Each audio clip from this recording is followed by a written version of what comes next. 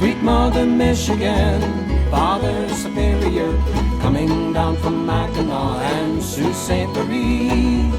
Blue water Huron rolls down to Lake Erie, falls into Ontario and runs on out to sea.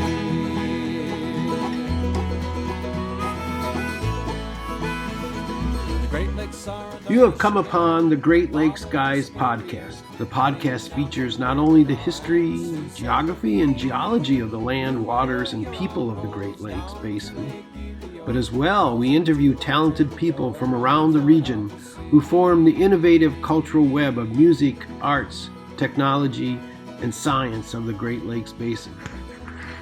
And before getting to the podcast interview, we would like to thank Lee Murdoch, the Great Lakes balladeer, who allowed us to use his recording of the song The Great Lakes Song. The Great Lakes Song was originally composed by Pat Daly, another prominent balladeer of the Great Lakes. Today we are beginning a series of podcast interviews on the history of the Willow Run Bomber Plant, situated near Ypsilanti, Michigan. Those persons not familiar with the Willow Run Bomber Plant may wonder, what is the big deal with a bomber manufacturing facility? What is the connection of this plant to all things Great Lakes? Well, let me tell you, this plant was one of the most significant manufacturing and technological efforts in all of such efforts associated with World War II. The story of the plant intertwines the drama of the Ford family, the political intrigue of the pre-war preparations for war, the Herculean effort to ramp up a manufacturing task that many considered impossible, including the Germans. We plan to have 4 podcasts that we hope will give listeners a broad view of the history of the plant. We hope to place the plant in the context of its time. And we hope to leave listeners with a feeling of pride over the unique effort extended to create this plant in the Great Lakes region during World War II. To this end, today we interview Karl Schmidt. Karl is a docent of the Michigan Flight Museum. Karl is a historian whose expertise, among many topics, is in the history of the Willow Run Bomber Plant, with its inextricable connection with the Ford Motor Company. Karl obtained his M.A. in World War II studies from Arizona State University in conjunction with the National World War II Museum. We welcome Karl to the podcast. Today we're going to discuss the birth of the Willow Run Bomber Plant, one of the most significant wartime accomplishments, I think, World War II accomplishments. So Karl's going to tell us how the plant came to be, why it came to be here in Ypsilanti, Michigan, say, and not in the city of Detroit or nearer to the city of Detroit, and how this all fit in with the wartime effort and what a humongous effort it was to create this plant and to create the bombers that came out of it. Okay, so Karl, where shall we begin? Probably a little background is in order with the Ford family, and then also the property, and as you mentioned, the politics and things that were involved.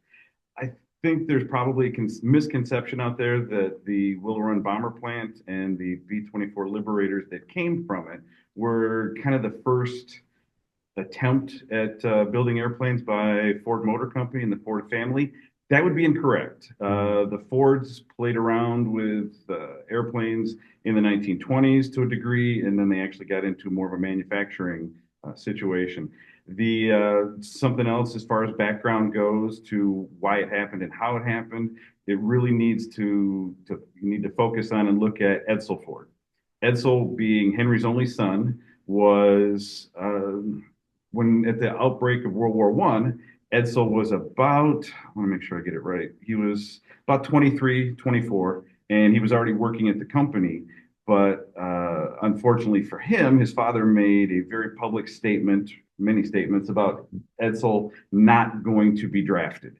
It was not going to happen as far as Henry was concerned. He said, my son is not going to go off to fight. Even a few years before that, Henry came out to the world as a very strong pacifist. During the early stages of World War One, before the United States was involved, so about 1915, Henry made a very public splash. He chartered a boat, and several of his executive friends and other people sailed over to Europe in an attempt to stop World War One. It was very unsuccessful. The Allies didn't care. There was a war to be fought. There were men out on the field, and the ideas or the thoughts of a millionaire from the United States didn't really seem to matter. No one cared. So after that unsuccessful attempt, he was ridiculed quite a lot in the press about how he was going to be a savior, how he was going to end the war.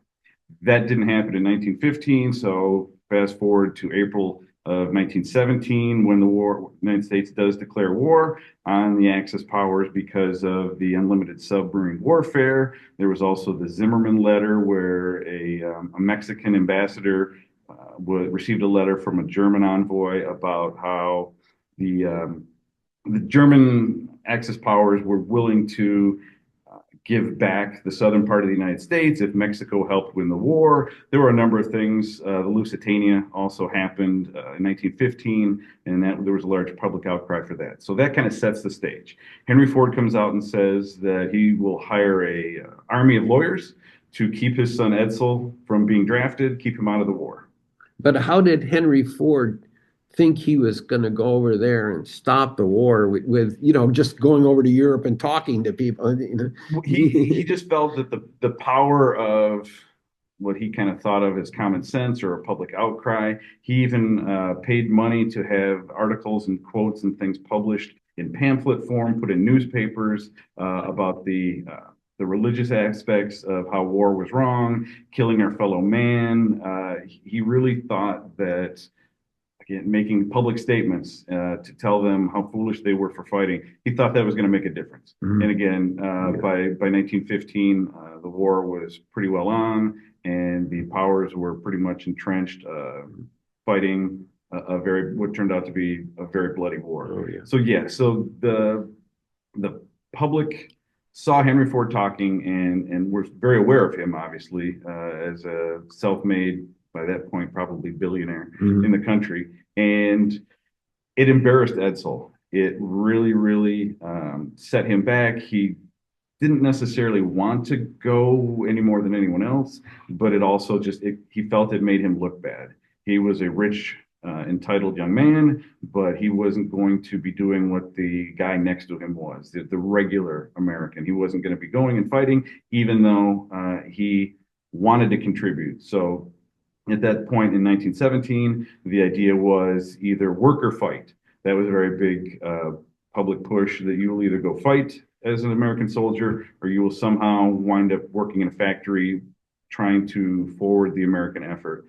He was already an executive as far as production and things like that within the Ford company. And reality is he wouldn't have been doing anything better in the trench versus what he could do at the home front as far as mobilizing Ford and other companies to produce things for the war. And a different example would have been Major League Baseball. You had people like Ty Cobb, Christy Mathewson, who wound up in the Army and actually went overseas. Babe Ruth winds up in a shipyard doing his part after a little bit of some publicity on his part. So those guys got the message, work or fight.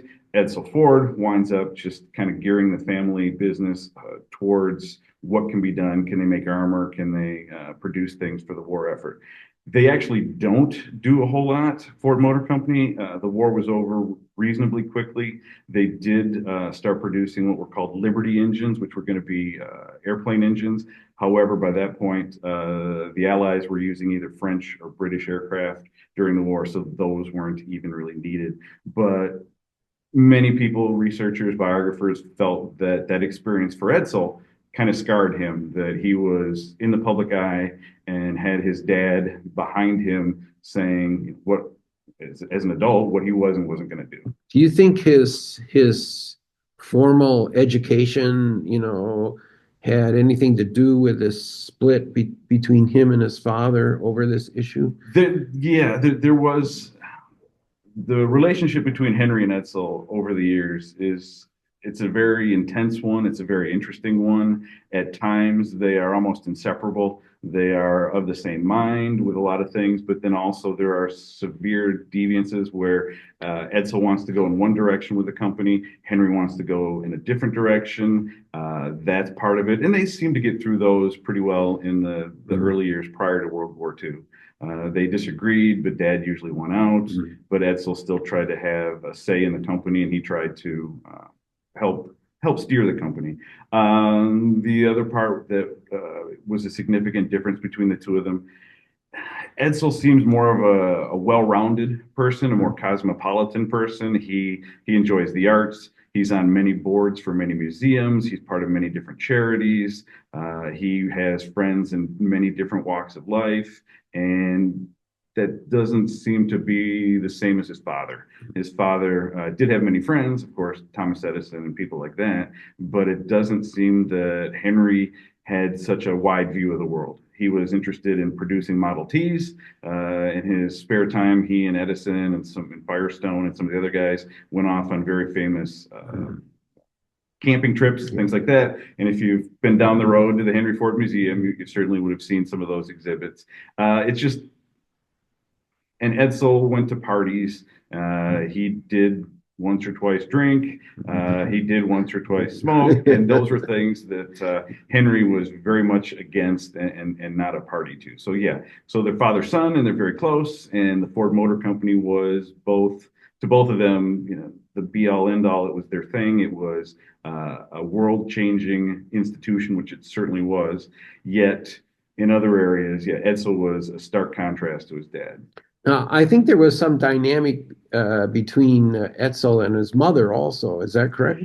People did say that Edsel was more like his mother, which kind of painted him as more sensitive, maybe a little bit softer, more, I don't want to say an easy touch, but he had more sympathies and things like that to the common folk. And again, he was on many, many charity boards and did try to look out for other people that maybe was not the same focus as Henry. Now, I think I also read that Edsel tried to start his own, not his own, but as one of his projects at the Ford Motor Company, an airline business. Is that true? That is true. And again, that's why I said that the production of the B-24 Liberator was not the Ford Motor Company's first entry into aviation. Yes, in the mid-1920s, the company, Ford Motor Company, purchases a local airplane manufacturing stout metal airplane, and because the Stout was constantly in debt or they had money issues, Ford did not, so they buy it, and so from about 1925 on, they are into aviation, and one of the byproducts of that was eventually the Ford Trimotor. Ford Trimotor was a very, very close copy of Anthony Foker's airplane, and that is not a coincidence. There was an incident where Anthony Foker was post-World War I, and for those that may not know, Anthony Foker was a Dutch airplane manufacturer, and he built up a pretty big fortune during World War I. Although he was Dutch, he worked for the Germans, so Dutch versus Deutsch was a little bit confusing. So Fokker was very quick to point out that he was Dutch, he was not German. But during World War I, he was very successful in building airplanes of different kinds and a number of innovations for the Axis powers in the war. War's over, he had lost his fortune and then started up again. So at one point he has a tri-motor aircraft, which was made primarily out of wood, brings it over to the United States. There's some manufacturing going on here in the United States, but Ford sees it. And when he comes to visit Henry Ford, Ford's photographers, Ford's engineers get up close and personal with the aircraft. And lo and behold, not too much later, the Ford company starts producing an aircraft that looks, like I said, remarkably similar to the Fokker aircraft. However, this one is out of aluminum. It's a metal aircraft, and it is very successful as far as what it's designed to do. It becomes eventually, in late 1920s, a kind of the leading cargo and the leading passenger aircraft available in the United States. Oh, I didn't know. Okay, leading passenger. Okay. They're in, as far as aviation goes, Yeah. sometimes it's hard to keep track, but post Wright brothers, there's a huge scramble across the country and across the world, competing airplanes, and it's like Orville and Wilbur kicked off like a thing of dominoes, and then everybody jumps in, and planes are coming left and right, all kinds of innovations. But the trimotor was pretty unique in that it was all metal. That was there. Then there were other smaller manufacturers that had been doing it, but as far as a mass-produced, successful airplane that was all metal, the trimotor was leading the charge. Now, did the Ford Motor Company ever consult with the Wright brothers on the aircraft? That is a great question, and I don't know exactly. I won't say yes because I don't know. Orville dies in 1912. Excuse me, Wilbur. Got it backwards. Wilbur dies in 1912. Orville is very heavily involved in lawsuits and things like that, and also trying to develop more planes. I don't know of an instance where they did then. Later on in the 1930s, there's a relationship that develops between the Ford family and Orville Wright, which again, I'm leaping around here. Yeah, I apologize for that. That's how the Wright Cycle Shop and the Wright family home winds up at Greenfield Village. Yeah, because of the relationship that the Motor Fords had with the Wrights. We should probably explain because some in the audience may not know about Greenfield Village. Yes. Greenfield Village was Henry Ford's attempt to kind of have a bookmark in time. He went around the country, his people went around the country buying old buildings and then having them disassembled and moved to an area in Dearborn that became what is still today a kind of a museum outdoors of full buildings and things. There's a number of historic buildings. Thomas Edison's laboratory from Menlo Park, New Jersey is there. There's also the Logan County Courthouse, which was a courthouse where Abraham Lincoln, practiced when he was a lawyer riding the circuit. So yes, that was actually kind of a start of it that at Greenfield Village, Henry Ford wanted to preserve history. One of the many ironies of Henry Ford is that he was modernizing the world with his automobile and his airplanes and things like that, yet he also very much did not like the changing of times. He wanted things to stay the way they were. He liked things being done the old-fashioned way. So we could probably talk for days about Henry Ford and all of his eccentricities. And didn't Ford also build an airport right next to Greenfield Village? Those all kind of came at the same time, 1925, 26, 27, right in there. He buys the airplane company. They they build a factory right there on the property. They build a very, very fancy, very well done private airport. They are often given credit for having the first cement runway in an airport. Prior to that, it was mostly grass or field runways. The Ford Airport, as it became known, was the one to have the first cement runway. Oh, I didn't know that either. That's good. But now there's a test track there. Yes. All of that. The Dearborn Inn, which is right across the road, was actually a hotel that was going to service passengers in and out and pilots and things like that. Yes, the airport is not so much an airport anymore. It's a test track. And then some of the buildings that were used to build the trimotors have now, I believe they're still there, but those are now different parts of the automobile company, experimental buildings and things like that. But a lot of what happened in the 20s affected Dearborn, and it affected aviation and things like that. Now, did they try to build these early aircraft in a production line type manner, or was it more one at a time? It's more one at a time. What we're going to find when Willow Run plant is up and running and is being conceived is, yes, the key is going to be a more automobile type production. But as far as the trimotor, they hadn't gotten to that yet. Yeah. They were still trying to work out the bugs and things. They end up producing in about 3 years 199 trimotors, and it was very successful. Ford also dipped their toes into mail delivery. They wind up with those airplanes flying the mail from Detroit to Chicago, and I believe also Detroit to Cleveland.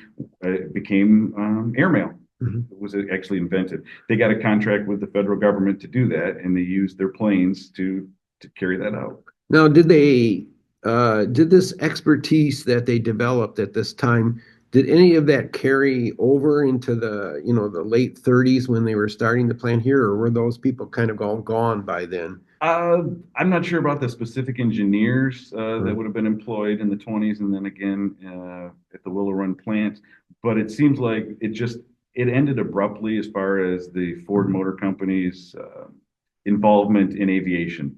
And researchers, historians kind of point to three different things. The One of the other things that Ford did was they kind of toyed, and I don't mean it in a negative way, but they kind of toyed around with small individual aircraft, and with the thought that long term, had it continued, and Ford stayed in aviation at that point, that the idea where every household has a Model T, and that's where his millions and billions came from. Yeah. The idea was long term, perhaps every house would also have a small single person aircraft. And so they had some of those that they were building, smaller ones, and those never went into mass production. They kind of, again, were experimental. 1927, one of Ford's close employees, he winds up with one of those airplanes, and he's going to fly it from Michigan to Florida, just to go down there, but also to set a record for like nonstop flight, long distance flight for a smaller single engine, single person aircraft. Unfortunately, when he gets down to Florida, he winds up crashing into the ocean. The plane is recovered. His body is never recovered. That person was close to Henry Ford, so that seemed to possibly change Henry Ford's mind. Same time, a little bit within a year or two after that as well, the Great Depression comes along, and where they had been selling quite a few tri-motors to other companies in the 1927, 1928. By the time the Great Depression hits, sales drop through the basement. People aren't buying airplanes. They're not going to do that anymore for a while because of the uncertainty with the national economy. That happens. So that's number two. And what seems to be the third strike is a person we haven't mentioned yet, but one of Ford's chief engineers, a man named Charlie Sorensen, also known as Cast Iron Charlie. He was step by step in lockstep with Henry Ford about production of the Model A, the Model T, the Rouge plant, and those kind of things. For some reason, and he writes about it a little bit in his own book, but others have commented on it. He just wasn't a real fan of aviation. He was not very enthusiastic about it. So those things seem to combine, and I would think economically the Depression would have had the biggest effect on it. But Ford stops building trimotors, and for a while they just kind of put a bookmark in it and set it aside. That Ford Aviation just no longer is a thing. They don't focus on it, and they stop building airplanes. So let me be clear about the tri-motor. So that would be one motor on each wing and then a motor on the front? Absolutely. Yeah. That's what it was called the Tin Goose. It was nicknamed with the Tin Goose. And it is been referred to by some people that I know of as kind of an aluminum can with engines on it. As a side note and a shameless plug, we here at the Michigan Flight Museum, we actually have our own Ford Trimotor. Oh. It is flight worthy. It is in our hangar. They're working on some of the brakes have sometimes been a little bit of an issue, and there's been some other things, but within the next several months, we're actually hoping to have it up and flying again. And it's going to be available for people to purchase rides. Like I said, shameless plug. But yeah, we own number 42. It was the 42nd tri-motor ever made. It's an interesting bird. It can hold about 12 people, and the interior usually has, each one is a little bit different, but it has wicker seats. It has almost like a wallpaper on the side. Some of the other tri-motors that were in existence kind of almost had, I don't want to say a chandelier, but it had very ornate lights on the side. So it was sometimes used as a cargo plane in different versions, but also it was kind of an upscale passenger aircraft for people to be in. So yes, that was its main thing. Tri-motor, it's 3 engines for the one plane. Yeah. It must have been kind of cold and noisy in there, though. It is. It is a noisy aircraft, and although I've never flown in one, and I have been in ours, and I've been in some of the other ones. Another note is that, like traditional airplanes, the fuel tanks are in the wings. Yeah. In the tri-motor, it's an overhead wing, so in essence, the fuel tank is over the heads of the passenger. And that can be a little disconcerting. Yes. I see. Okay, so maybe So let me. Yeah. I will go on. So that gets you into the early 30s, 1930s yep. with the Ford Motor Company. Yeah. As far as aviation, along that same time, Henry Ford had continued his habit. He was the son of a farmer and the grandson of a farmer. So farming to him then, as for the rest of his life, was very important. He purchased a number of small farms in southeastern Michigan. And one of the farms he bought was in 1931. He purchases 1,700 acres, about 1,700 acres, out in what is now the area of Belleville, east of Ypsilanti. So for 10 years, about 1931 into 1941, that farm, it was a working farm. It had a few different reasons to exist. It had a few purposes. And one of them was the Ford company would bring out young males, either disadvantaged youths, orphans, or even just other kids. They'd bring them out to that farm for the summer and teach them how to farm, how to plant crops, rotate crops, drive the tractors, those kind of things. That really sets the stage for where Willow Run comes to. So they're doing that for about 10 years out there. And Henry Ford would come out and just walk the land. Loved, having his hands in the dirt and all those kind of very Americana type things. That is part of what eventually becomes Willow Run. But isn't there some kind of, I don't know, say, Ford, one of the reasons that he didn't want to stay a farmer is because he thought the work was kind of drudgery, right? But he still had this connection with the soil, right? Yeah, he did.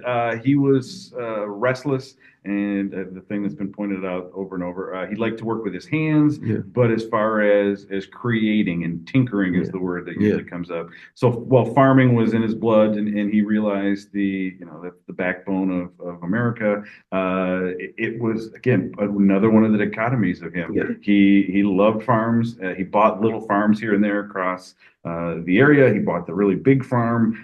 He also seemed to be very much at home in a loud, deafening factory that smelled of oil and gas and all kinds of things. So he was both. The property out here at Willow Run was just another purchase for him, and they used it they often planted, I believe soybeans was his favorite crop anyway, and what could be done with a soybean. But it was primarily a soybean farm. 20 minutes, but that's our travel time now. Half hour outside of Detroit and Dearborn. Yeah, I live in Saline, and apparently Ford set up a manufacturing plant there to make plastics from soybean. That's what story I've heard, and so to this day, around Saline, there are a multitude of soybean farmers, and there is still Ford. Well, it's not a Ford plant anymore. I'm not sure who owns it. Good point. Yeah, on Michigan Ave. I'm not sure who owns that one this week. Yeah, it's maybe Stellantis. I'm not sure, but some European manufacturer now owns that plant. And Ford had an enormous impact in many different ways that you don't think about, and I would suggest to you that farming was one of them. And the Henry Ford Museum, or I think they've changed their name as well. The Ford, the Ford. They some of their early exhibits up to this day are just combines and reapers and tractors and every possible thing you could think of. And Henry set out to do that as well. He specifically went around the country buying old pieces of furniture, old equipment, because he wanted to preserve that, put them in the museum. But if you pulled it out of him, I think his first love would probably was and would always been farming, and been out in the middle of nowhere walking his soybean fields. That's kind of how I picture it. That's how I have it in my head. Okay, so during this time now, say from the late 20s into the mid 30s, we still have Etzel Ford. So he must be, he's maturing. He's this upstanding person in the Detroit area, and but it seems that Henry Ford himself was kind of more withdrawing from sort of the cultural world and the. Is that true or not? I would say, yeah, that we do find that as he grows older, Henry becomes a little more eccentric Yeah. and a little more withdrawn.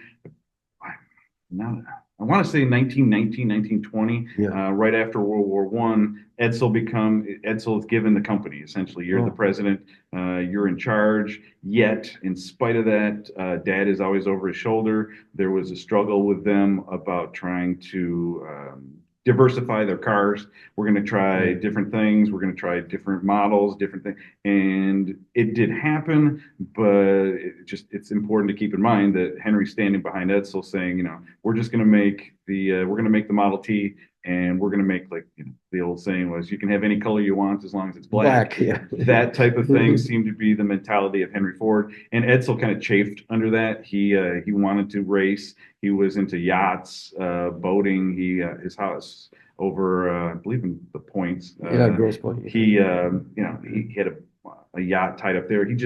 He traveled the world and wanted to do different things, and that's kind of where father and son parted ways, slowly. But again, still, it was said even on his deathbed that Edsel just worshipped his father. It's just, unfortunately, they had some very different ideas about eventually World War II and the direction that the motor company should go.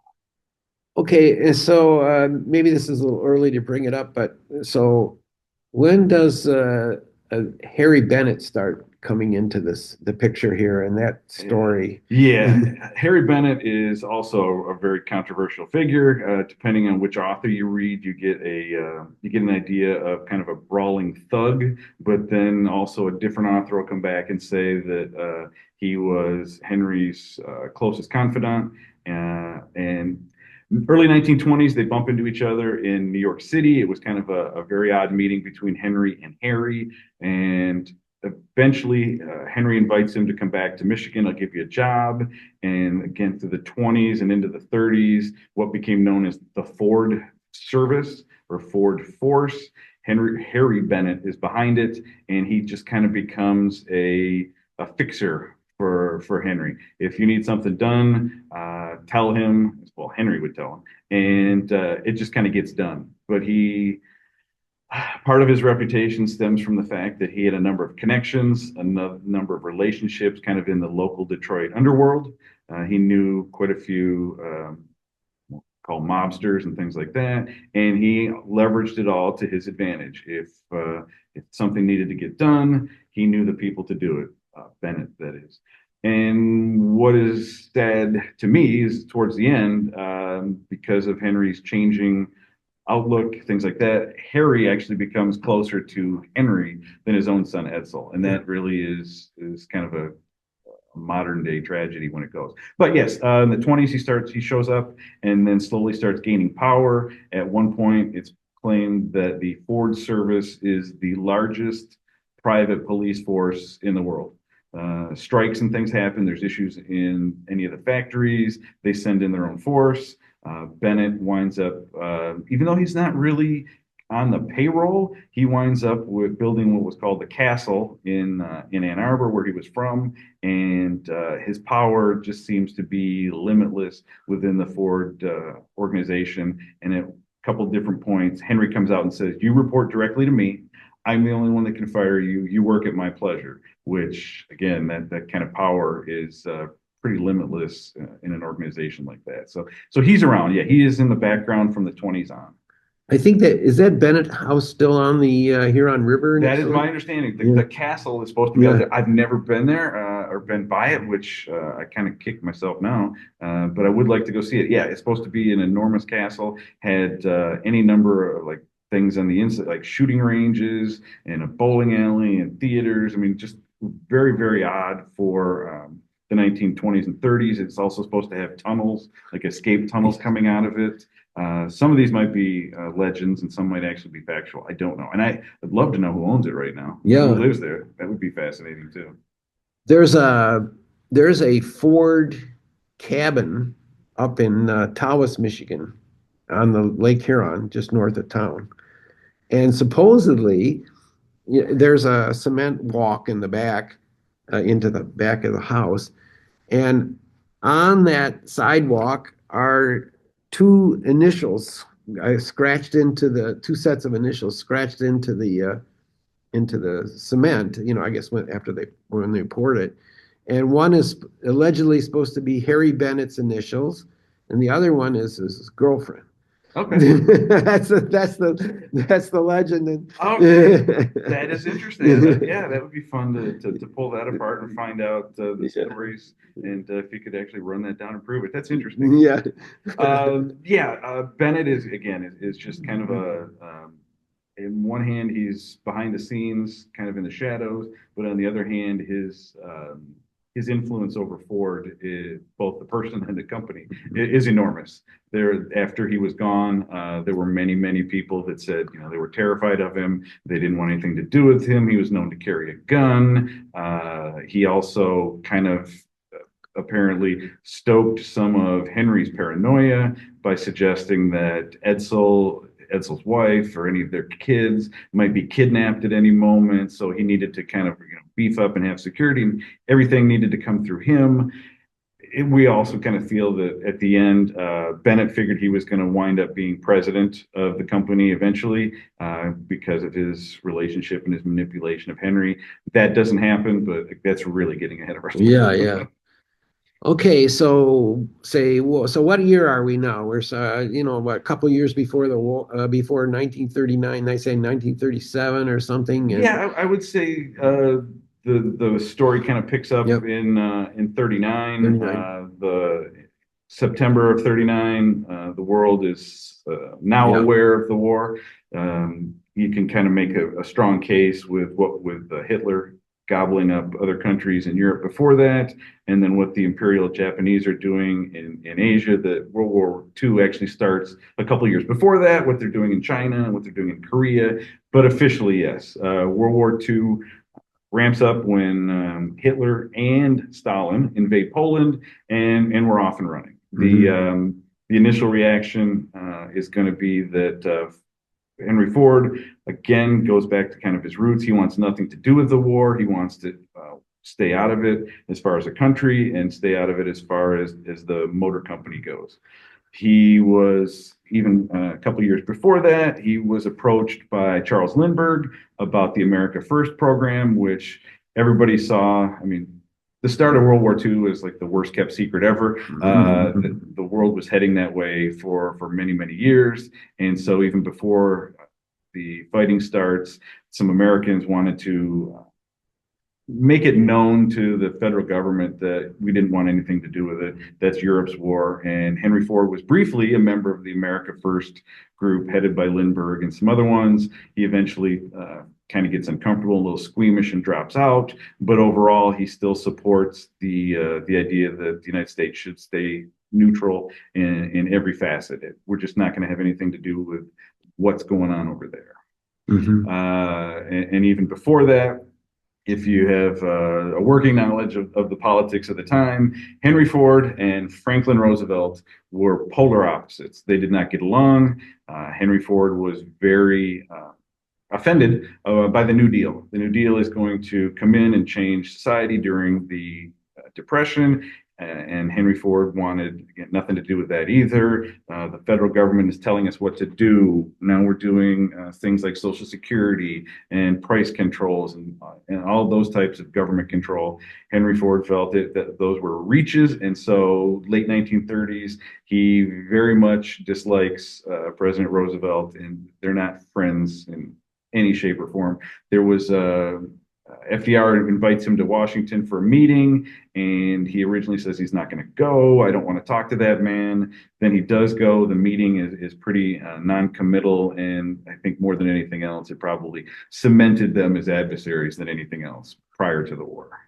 So at this meeting, did Roosevelt talk to Ford about the coming of the war and what might be necessary? There wasn't an actual record kept of it, but I think that was part of it. And also, my assumption, knowing President Roosevelt, was probably an attempt at some cajoling, come on Yeah. board, support the New Deal. We've got millions of people out of work, that type of thing, and it didn't seem to stick. They did not see eye to eye. Yeah.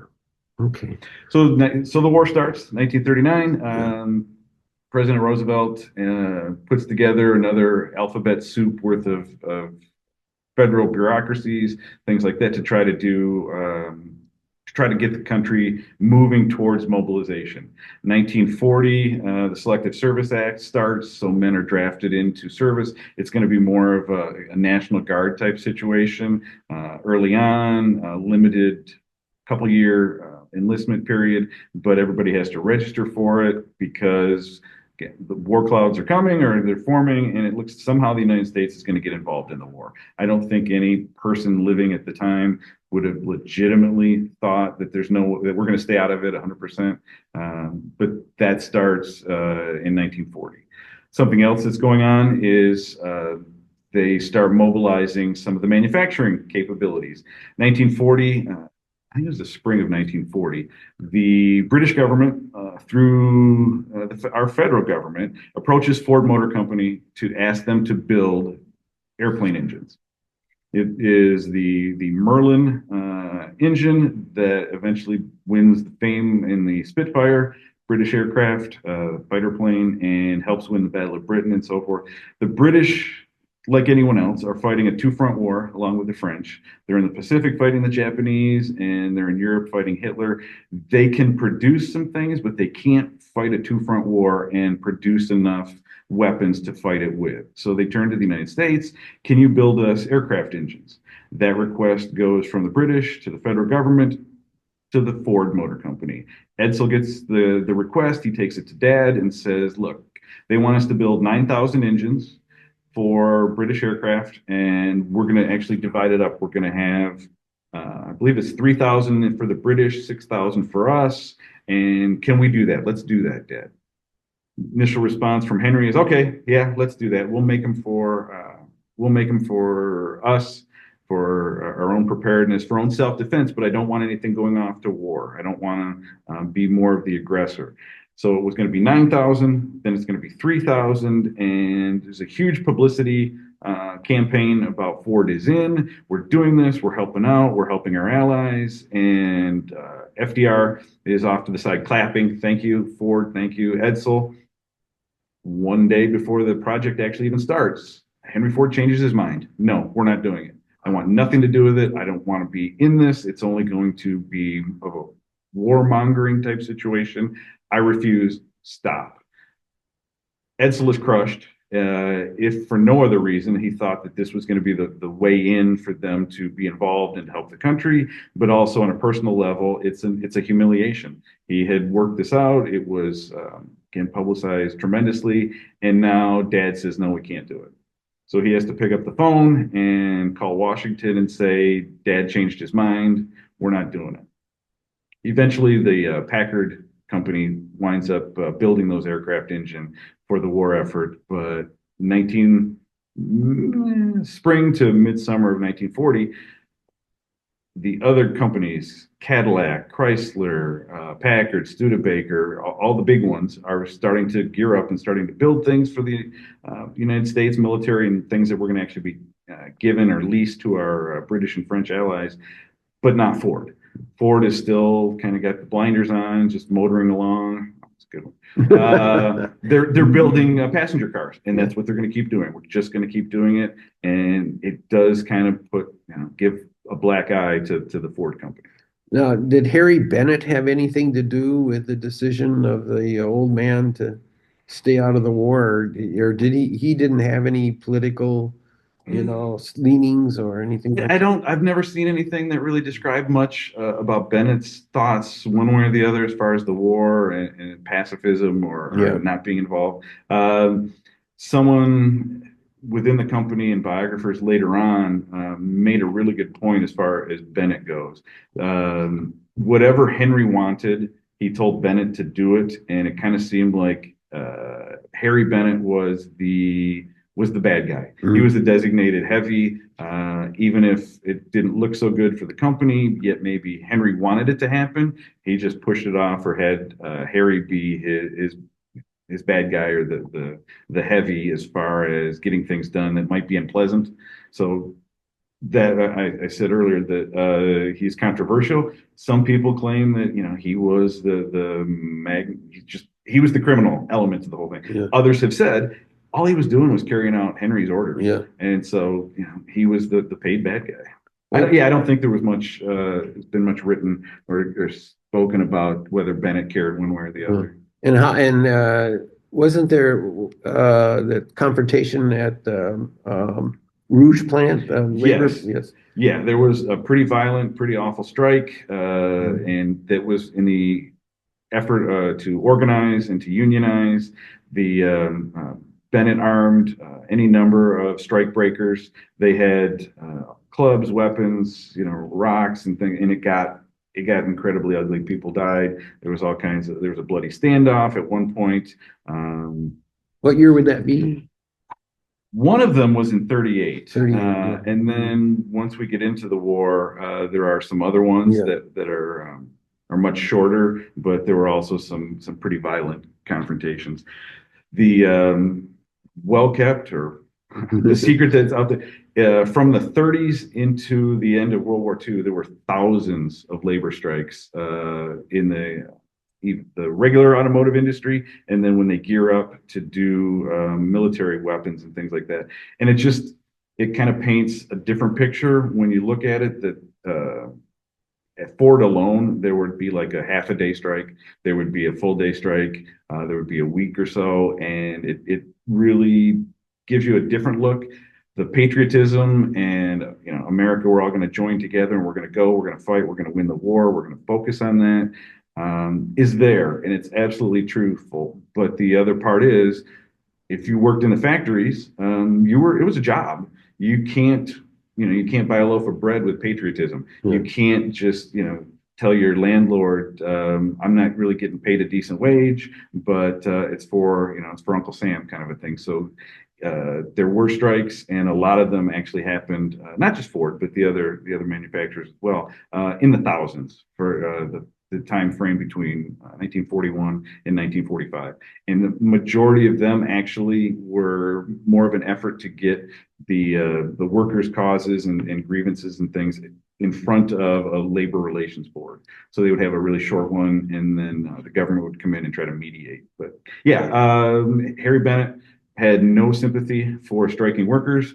His idea again was, I'm gonna bring in my force of thousands, and we're going to beat them over the head. We're gonna drag them out of the factory. We're gonna bring in somebody else to make the cars, and let's move along. He just did not. He was not sentimental. He didn't tolerate things that were going against Ford. Were there any attempts on his life in that time? There was. On Bennett's life. There was. He reported a couple times that he was driving somewhere in his car in downtown Detroit or on his way, and someone shot at his car. He reported that a shotgun blast blew out the window of his car, but he kind of he saw himself. He'd been in the Navy as a teenager. He also had made a name for himself as a kind of a semi-pro boxer. So he was a tough guy. He was, and yet he tried. And again, part of history I love is both sides of it. So he is a tough guy, but he had tattoos up and down his arms, but to kind of fit in a more professional, more upstanding kind of way in the motor company executive role, he always wore long sleeves to try to kind of hide it. So he's tough, but he's also trying to fit in as an executive. And I would say it's because he saw himself eventually winding up as the head of Ford Motor Company. And Edsel Ford must have known that Bennett had these aspirations. Is that correct? Yes. There was really no doubt in Edsel's mind what was going on, and that Edsel felt that Bennett was kind of manipulating his dad behind the scenes. And he just, at the end of Edsel's life, it really became kind of a him or me situation between Bennett and Edsel towards his father. And if he would have continued to push it, seems likely that Henry would have probably chosen Bennett because of the rift that was between them at that point. Wow. And again, that's how sad is that? But that kind of was the way it was. Also, that it's important to note somewhere around the time that Henry decided not to build the aircraft engines for the British, Charlie Sorensen reports in his book, it's a pretty good book, My 40 Years at Ford. In that book, he kind of notes, and I don't know if it was common knowledge, but he believed at the time that Henry was suffering small strokes. And it was kind of changing some of his points of views, changing his personality a little bit. And then also by that point in the war, in the early to 40s and so on, Henry's probably showing some signs of dementia. Yeah. He occasionally would call for, in his office, he'd call for somebody, an engineer, a designer, somebody who hadn't been there in 20 years. He was seen talking to himself and things like that. So again, a lot of balls up in the air, and a lot of things are happening all at the same time, including whatever changes Henry was going through. So I think we should talk about this Mr. Sorensen, because he's supposedly this manufacturing genius, right? Yes. And he made this. So he's very instrumental in getting the bomber plant going. So I guess what we need the story is, okay, how did that bomber plant finally get going, and what was Sorensen's role in doing that? After the debacle with the engines not being produced, it's kind of quiet as far as Ford is concerned. There is a rumor circulating. There's no real source for the rumor, but there's a rumor circulating that the Roosevelt administration is frustrated with Ford not participating, not being available, or not being willing to jump in and start manufacturing things for the war effort. So from summer into December, the talk is that the federal government is going to nationalize Ford Motor Company. They're going to use their War Powers Act, executive orders, whatever it takes. They're going to come in and literally physically take over the plant, push the Ford family out, and then just take it and run with it. And as a matter of fact, that did cause one pretty heated argument between Edsel and Henry.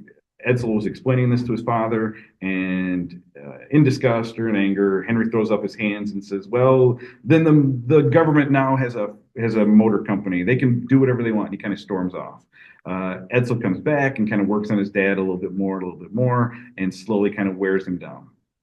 End of December it was actually December 29th, 1940, President Roosevelt comes on the radio and makes his now very famous Arsenal of Democracy speech.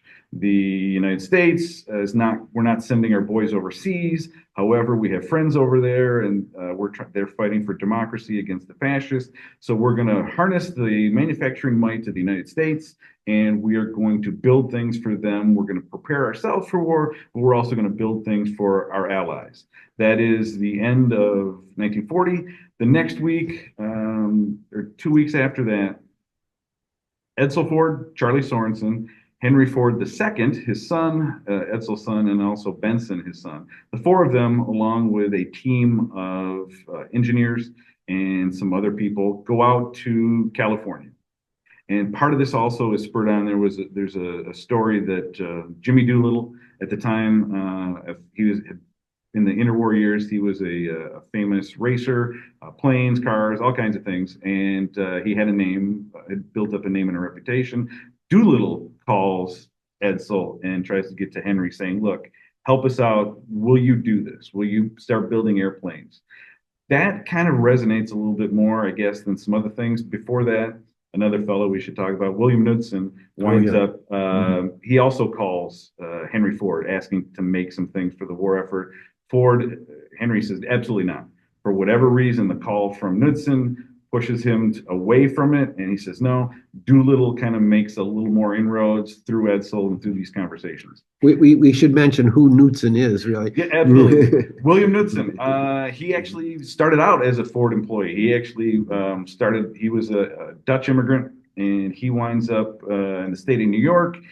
He works for different companies, manufacturing companies. For a while, he was with one that built bicycles, of all things, in the Buffalo area. And then he's a rising star. He's a production genius.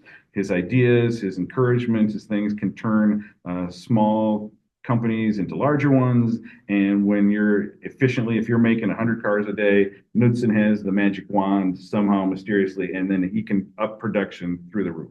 He winds up in the teens working for Henry Ford for about a 10-year span. Then there's kind of, I wouldn't say a rift, but he gets a better job offer. He winds up eventually at General Motors. At General Motors, in about a 10-year span, he pushes General Motors past Ford and past Chrysler to be the #1 automobile manufacturer, particularly Chevrolet, in the country. So he's a production genius. 1940, 1941, the Roosevelt administration calls him up and says, "We need you to come to Washington, and we need you to be in charge of war production." By that point, he was an executive. So this is 1930s. He was to 40s. He was making about $500,000 a year. Wow. At that time, yeah. I mean, nowadays that's Musk or Taylor Swift money now. Yeah. I mean, that kind of a thing. So he reluctantly says, okay. He resigns from General Motors and comes to Washington to be in charge of war production. And he was one of the bigger names, but one of the first of the $1 a year man. Federal government recruits a number of executives like himself, and they pay him $1 a year to come to Washington and kind of handle this mobilization and the ramping up of all that. So yes, the United States is still neutral, but it's 1940, it's early 41. Knudsen tries to push Ford into manufacturing something. Ford absolutely says no.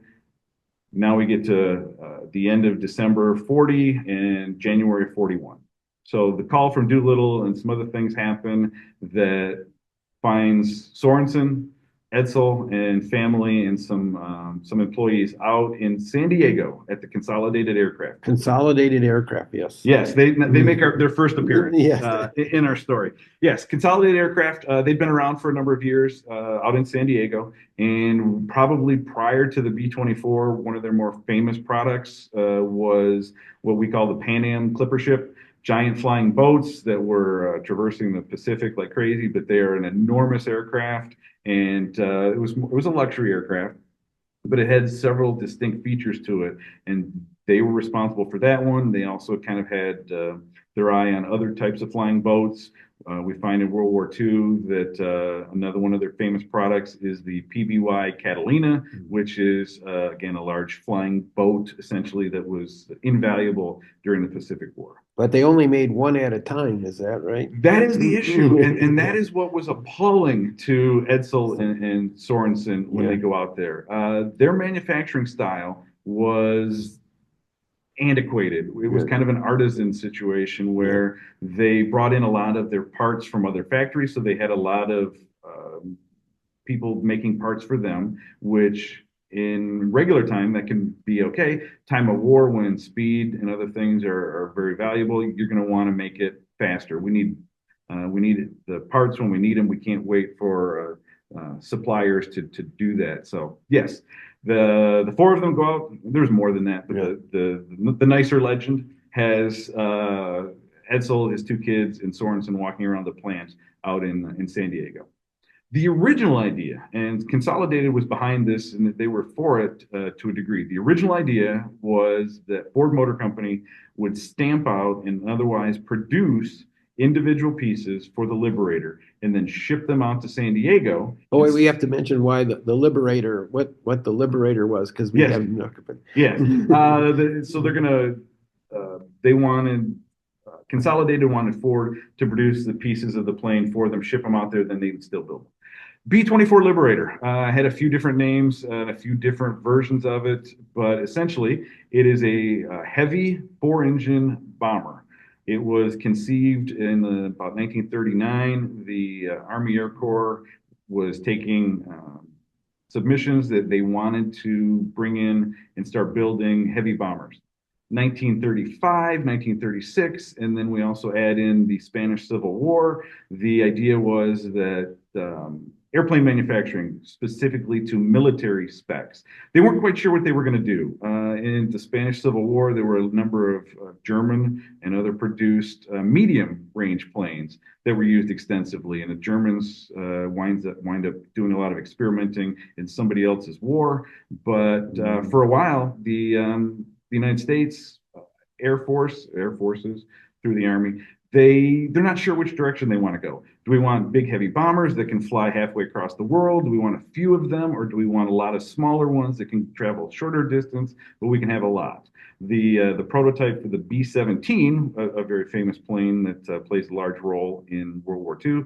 At one point, the Army was about to cancel that program. They said, no, we're not really interested in these larger planes. We don't think we're going to need them. So the 17 was on the chopping block for a little while. And then someone kind of changed course on it. So the B-17 through Boeing winds up being delivered and developed. And shortly after that, the Consolidated comes up with the B-24. Mm-hmm. It was an enormous plane, had a wingspan of about 110 feet, and the fuselage from nose to tail is about 66 feet.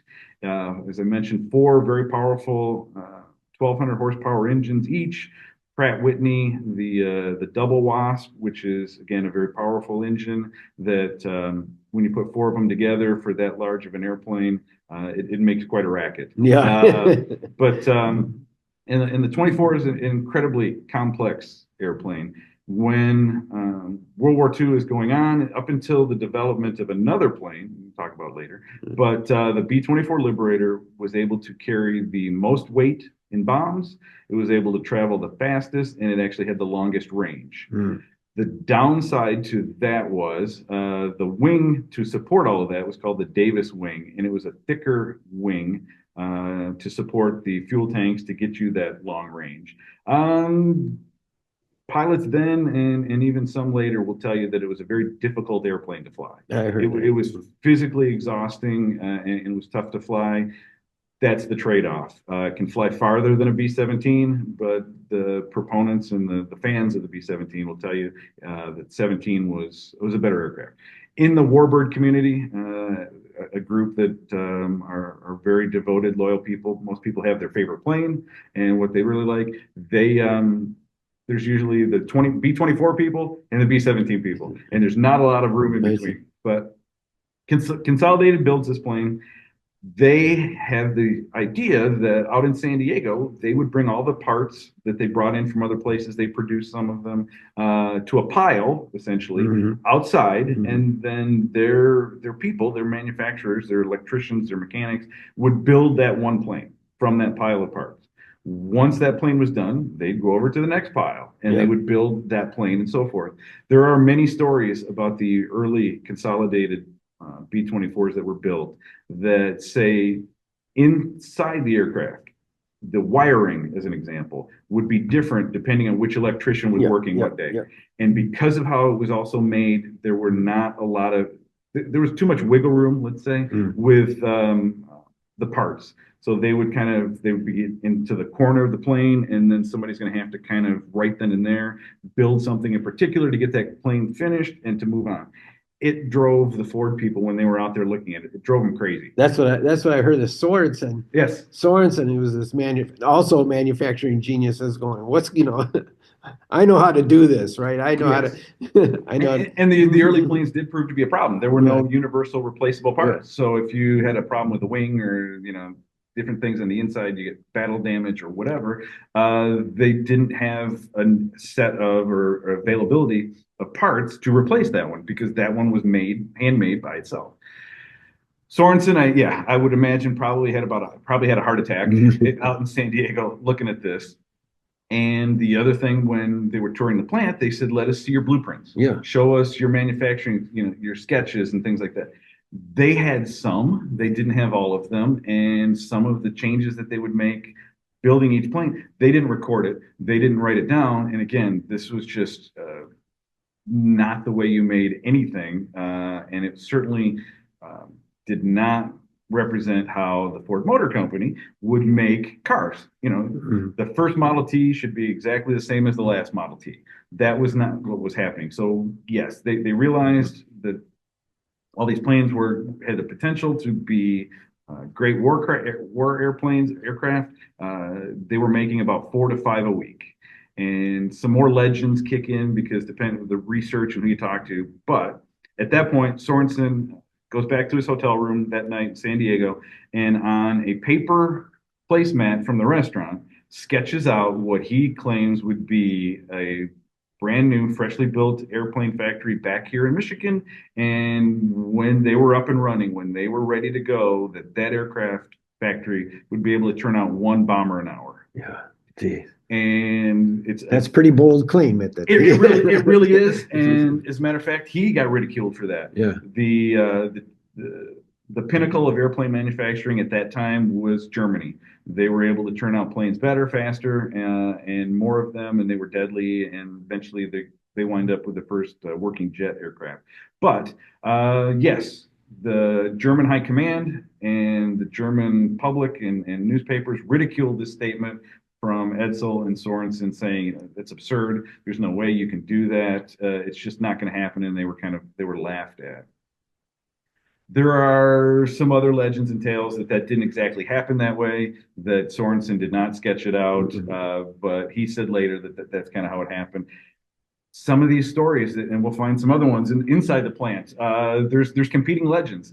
And I love that because it's open for interpretation. And then you can also see what was happening at the time, that there's a rush to start building planes, and we're going to make this claim and we're going to say that, and we're going to go off and do something spectacular. And it does. It only increases the legend and the great stories about the plant and the bomber. So I think we'll end the first interview here, maybe to say that I think that when Sorensen made that proposal, the federal government said, do it, right? Yes. At the time, the federal government was kind of handing out money right and left. And they said, okay, if you can do that, we will give you a $200 million contract to start building those bombers. And as far as the factory, and we can talk more later about the factory, but the Ford Motor Company, he immediately, out of their own pocket, invest the first $50 million to build the factory. And we'll find out where the factory goes and all that as well. Okay, so that'll be our second interview, and I think this is a good place to start because we've set the stage now for this factory, and then the struggles that go on for the next few years. It does, and it's not instant airplane by any stretch of the imagination. Okay, well, thank you very much, and we'll continue this story. I think it's a compelling story. Thank you. Yeah, my pleasure. All right, here we go. Okay, thank you. Today, we wish to thank historian Karl SchmidI for treating us to a thoughtful and informative interview as to the beginnings of the Willow Run bomber plant. We plan to have Karl back a second time to finish up this story of the creation and subsequent operation of the bomber plant during World War II. Before I started looking into this subject, I know I was certainly unaware of all the dramatic history associated with the bomber plant, which was just down the road from my home, so to speak.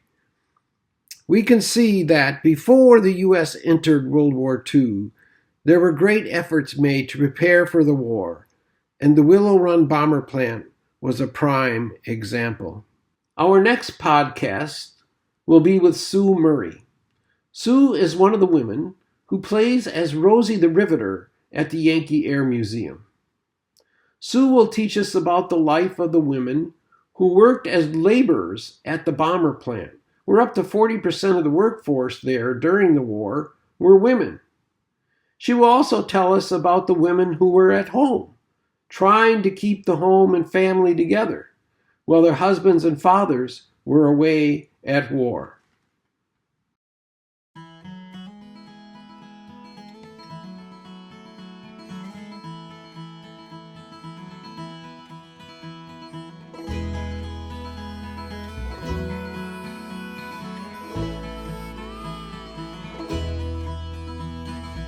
Sweet Mother Michigan, Father Superior, coming down from Mackinac and Sault Ste. Marie. Blue water Huron rolls down to Lake Erie, falls into Ontario and runs on out to sea.